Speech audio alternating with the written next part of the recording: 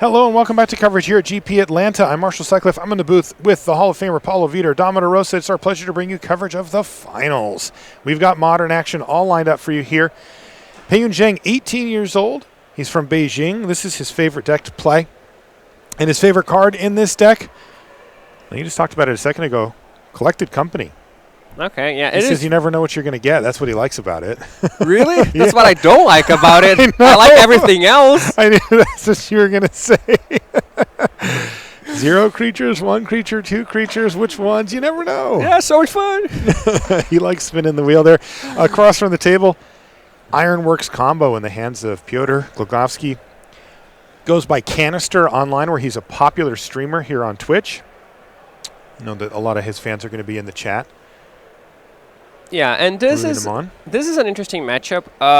Game 1, I think he can really go either way. And the card we're most looking for is Spell Queller. Right, that is the best card in the Spirits deck by a lot. Because otherwise, even though Spirits is, it's often compared to Fairies in the sense that it plays a lot of instant speed and has some Lords, it has a Tribe, it doesn't have that many instants. So it doesn't have that many pieces of interaction. And Path to Exile doesn't do much. So in Game 1, you're kind of just trying to race and goldfish each other, and then KSI is just better at that. And the exception is that the band deck can have Spell Queller. Then once you find Spell Queller, it can also Phantasmal Image, through Aether Vial, so you can have multiple Spell Quellers. It can collect a company into Image as well. So all he really wants to do is find one Spell Queller, and if he doesn't find any, then the KSI deck is heavily favored. If he does have one, then I think the Spirit deck has the edge, at least in Game 1. And it looks like he does have a Spell Queller in hand. So, and already has the mana to play it and the Aether Vial. So, though there is an Explosives on one that will threaten to kill that Vial and Noble Hierarch.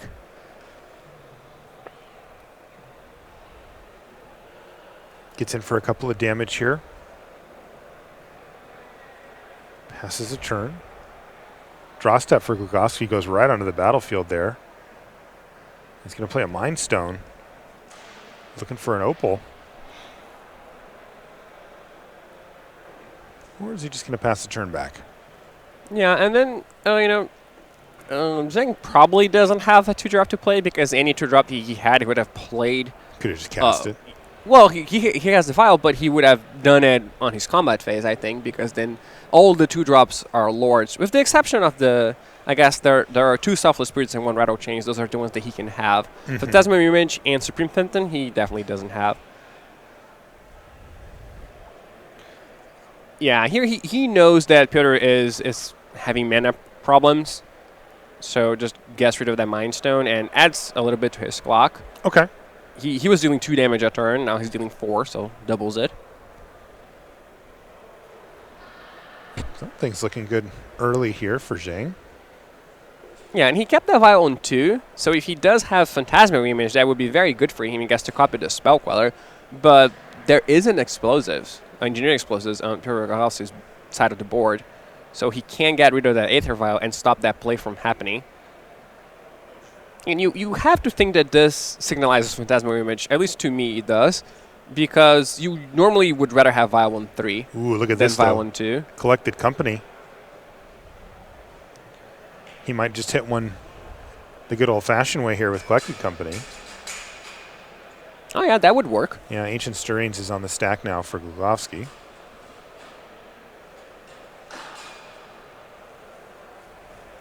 Did he? Yeah, he hit a Phantasmal Image. And that looks like it was enough for game there for Glogovsky. Not hitting the land drops early, and a quick one goes to Peiyun Zheng. Boy, that was fast. Oh, yeah. Now what happens post-board here, Paulo? Because... Oh, apparently the E was for 0, not for 1. Oh, it was that on makes 0. sense. So, okay. yeah, so he really had no shot. Well, Fair. post-board, things get a little bit worse for KCI, I think. So KCI gets to bring in Lightning Bolt and a Galvanic Blast, which are pretty good. They kill Spell Queller, that's the most important card. And also Nature's Claim. And that will get rid of the hate that the Spirits deck will bring. And you also have the option of bringing Psy Master Thopterist, which I don't like very much. Okay. Because I think the Spirits deck just outscales it. Like any Lord just, multiplies the power of everything. It's like quadratic. as opposed to the side that is linear, is adding one at a time. So yeah, you do buy some time, but it's not going to win you the game. And it's not going to buy you enough time, I believe, because they just lock you out with certain pieces and counter spells. So you're buying time towards what? Right? I don't think it is what you want, but it's a card that people do side in, and I wouldn't be surprised if he did, though personally I don't like it. Okay. And from the Spirit side of the board, we have basically the whole sideboard. That is the main issue here. Because everything that works against a combo deck happens to work against KCI out of this deck. Okay. Right? Stony Silence. Yeah, I mean, Stony Silence, it's incredible. You cannot win if it's in play. Resting Peace is also very good because it shuts off the combo. You can't loop, but it also shuts off the Chromatic Stars and the Wellsprings drawing cards when they die, so it makes it harder to loop. Harder to get the combo going. So that's 5 cards so far, just looking at Zhang's board. Yeah, and then you have 2 Knight of Autumn, which he's going to bring in. They destroy enchantments. They get to destroy engineered explosives, and even sometimes a Mind Stone, or sometimes you get a KCI. Yeah. Thalia, Guardian of Thraben, also a pretty good card against this. Trying to cast a whole bunch of non-creature spells in one turn. Yeah, and those are cards that they aren't just this will stop me from dying. They are also this will stop you from executing your game plan even before you get rid of it. Because sometimes we have cards like, you get to keep playing your game, and then when you find your hate piece, you use that, and then you win the game. Right? This is not the case here. Those cards are like, well, while those are in play, it makes it harder for you to even find the answer because they disrupt your entire game plan. Right. And then we have the counter spells. We have Unified Will and Disdainful Stroke, both of which are going to come in for sure. And we have Geist of Saint Traft if he wants it, and that's just a fast clock. So there are a lot of cards that... Well, that makes me think, what are the cards that he doesn't want then? Is there anything in his main deck that is just get this out of here? Well, Reflector Mage is pretty bad. I think that would be the first card to go. Path to Exile is bad too. It depends on how much weight he puts into Sai. I wouldn't have Path because I don't even think Sai is good. But if he thinks Sai is a problem for him, then he will have Path. And then it's a combination of cards, I think. Aether Vial, you have Stony Silence, so Aether Vial isn't that good. And then you have cards like Collected Company. Well, you're bringing in Thalia, so that makes Collected Company a little bit more expensive. So you probably don't want 4, but you also have Knight of Autumn, you have Geist, so maybe you call 1 Collected Company, right? Maybe you keep 3 in. Okay. Selfless Pierce is okay. It protects you from engineered explosives and the bolts, so you want that. And yeah, past that, I think you just take out one of each thing. You just turn randomly. Yeah, I mean, it looks bad, right? Yeah. But I don't think there's anything bad left. Like, you can take out 1 Drog School Captain, for example. You still want access to some number of those cards. You want to be able to company into them sometimes. You want to draw them sometimes, but you don't need that many of them. You don't need to combo 2 Drug School Captains, for example. Kind of interesting, that a few of these sideboard cards, like Thalia, Guardian of Thraben, and Knight of Autumn that you mentioned, they still fill that role in the deck of being able to apply pressure while still disrupting your opponent's game plan. So those have to just be straight up better than some of the other spirit options that you have. The cards like Stony Silence and Rest in Peace, however, are doing something very specific and not really aiding your game plan otherwise. So those would be a little harder perhaps to find the room for. But they're, of course, more powerful as well against what Ironworks is doing. Well, we'll have to see how these players play it. We could be playing one more game. We could be playing 2. Thanks so much for coming along with us either way. We're watching Modern here in Atlanta. It's been a fun weekend. We've seen quite a few different decks on camera. Yeah, for sure. There's a pretty diverse top 8. There were 2 copies of Ironworks, and everything else was a one-off, right? Yeah, that's right. Yeah, I ended up getting a hollow one. Like you said, 2 KCI. An Infect made it. A Hardened Scales. A Bridge Vine, which we didn't really get to see, at least you and I, much of this weekend. Bant Spirits that you see here. And yes, good old Tron made top 8 too. Of course it did. Yeah. It never goes away. No, I mean, there's a group of people, I think, that get out in front of the convention center, and they're just like, look, we need to put at least enough Tron players in the field so that one of them can just bull force their way all the way to the top 8, and whoever draws the short straw has to play Tron for the rest of the day. Yeah, I think Tron is probably the most polarizing deck in terms of how people feel about it. Yeah, I think you're right. Right. What do you think about it? Oh, you don't want to know. Okay, sure enough, that explains it. So to me, the issue with Tron is that I'm always feeling like you know when you're playing against Burn, and then you're on 3 life, and they have 1 turn, right? And you know that half their deck is lightning bolts. Yep. And if they draw a lightning bolt, you lose. If they draw anything else, you win. Yeah. That's how it feels to play every game against Tron to me. It's always turn 3. It's always I'm on 3 life. Like, or do they have the Trump piece now? Yeah. Or do they have the Ugin now? And if they don't, I win. If they do, I lose.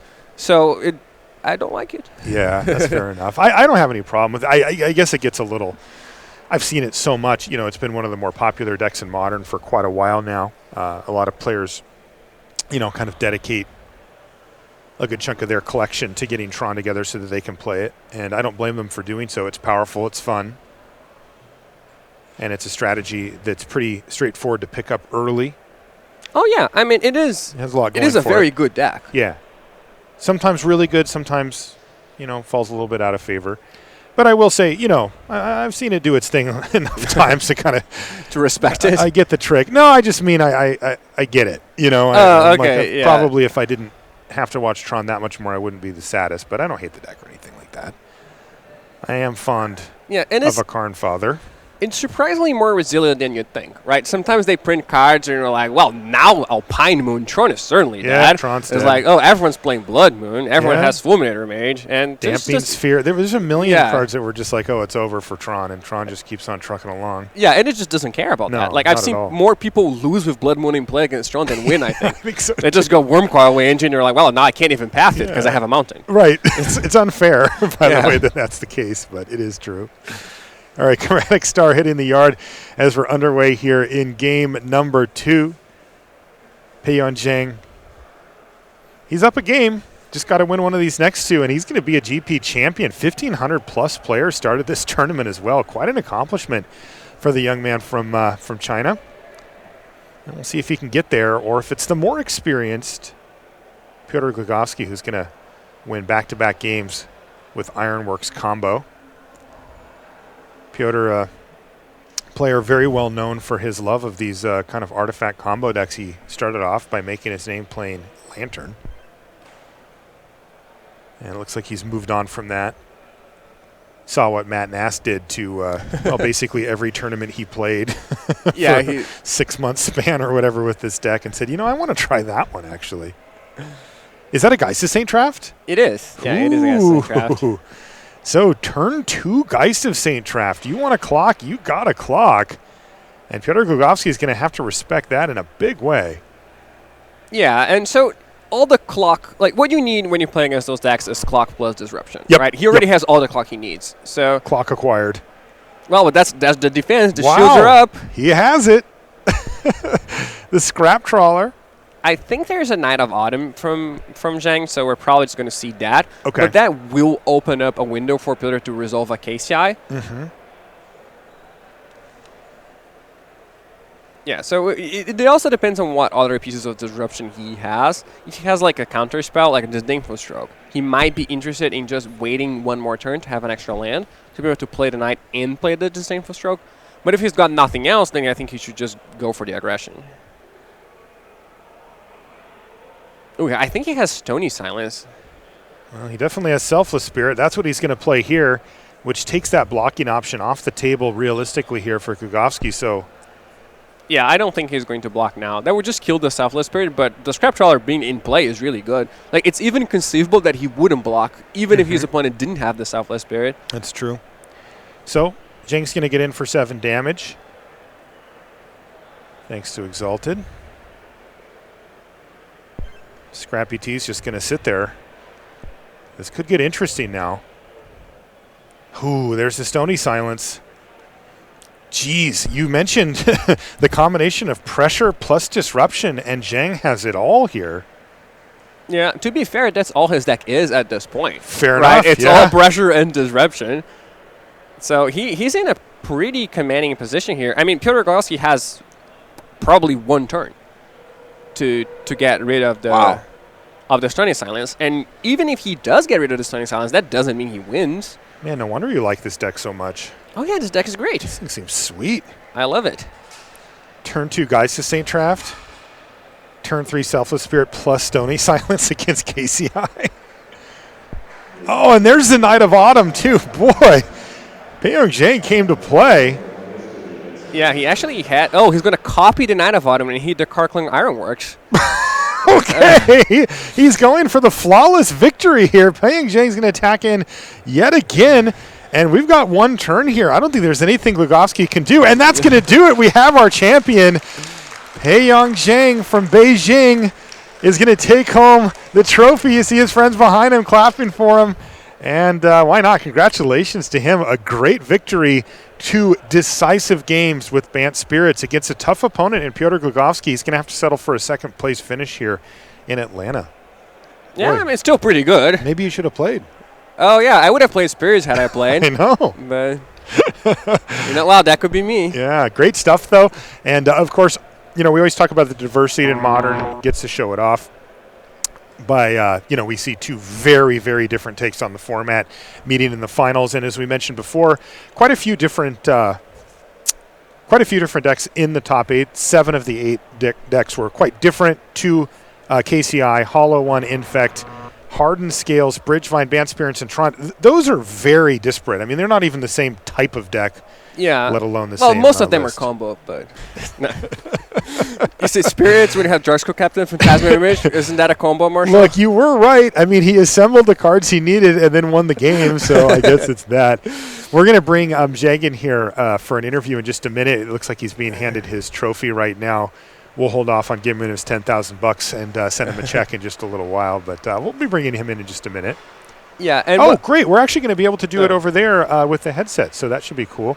We'll get a chance to listen in on Zhang. At any rate, thanks so much for joining us for the tournament here. We had a good time bringing you coverage of Modern here from Atlanta. It looks like the hall's just about cleared out by now. Just a few people left over there in the top 8 area. But what stands out to you, PV?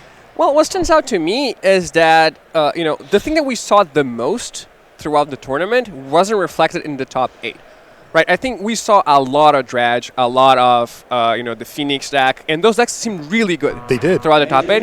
And even though they ultimately didn't, it wasn't reflected in the top 8, so if you just look at the top 8, you're not going to see it in. Mm-hmm. I believe there is more emphasis in the graveyard in this format than there has ever been. Mm-hmm. So I think if you were undecided, what card do I put in my sideboard? Well, make that a resting piece. Make that a Leyline of the Void. Like, don't leave home without this type of card, because there are a lot of decks that abuse the graveyard.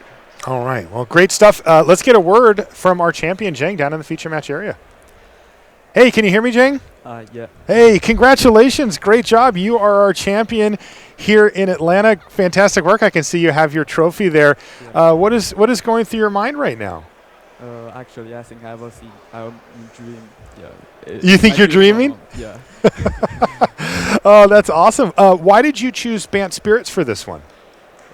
Because actually I choose this deck to prepare for GP Hong Kong.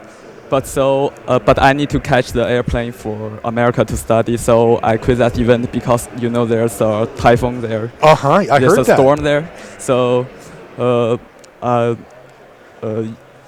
don't want to waste my practice, so I decided to take part in this event.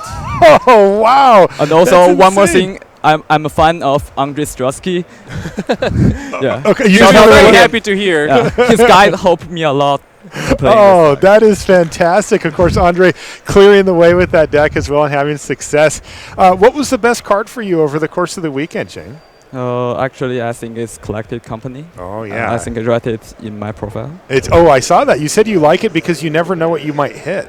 Yeah, because it's kind of a bit interesting to decide when to cast it. Paulo's with me in the booth here, and he said that's his least favorite thing about the card. He always wants to know what he's going to get. Okay. Well, congratulations, Zhang. A fantastic performance. You beat over 1,500 players to make it to the end here. You got your trophy and your $10,000, and we will see you at the Pro Tour, my friend. Thank you very much. Thank you. Congrats once again. Wow, great stuff from him. And really fun to get a word with our champion there. It's great. You heard him say, he said, I feel like I'm in a dream. Yeah.